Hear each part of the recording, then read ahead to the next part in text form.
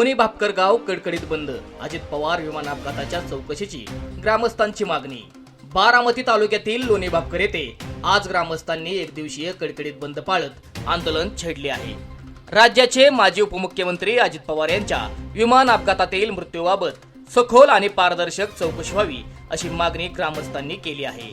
अपघातातील black box मधील माहिती सार्वजनिक करावी, तसेच सीसीटीव्ही फुटेजची तपासणी करून संबंधित विमान कंपनीवर कठोर कारवाई करण्यात यावी अशी मागणी आंदोलनकर्त्यांनी केली आहे।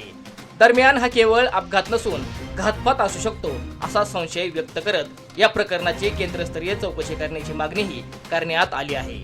पंचक्रोशीतील नागरिक आणि कार्यकर्त्यांनी या बंदला उत्स्फूर्त प्रतिसाद दिला असून न्याय मिळेपर्यंत आंदोलन सुरू ठेवण्याचा इशारा आंदोलनकर्त्यांनी दिला आहे।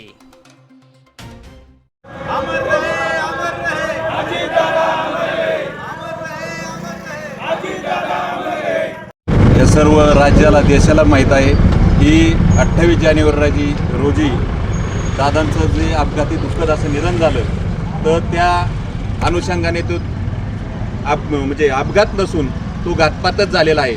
आणि आत्ता जे आम्ही सर्व लोकांचे सर्व ग्रामस्थांची एकच मागणी की अगदी दादा देवगिरीपासून निघाले विमानतळावर आले तर त्याची पूर्ण CCTV फुटेज उपलब्ध करून जनतेसमोर पुढे आणावं।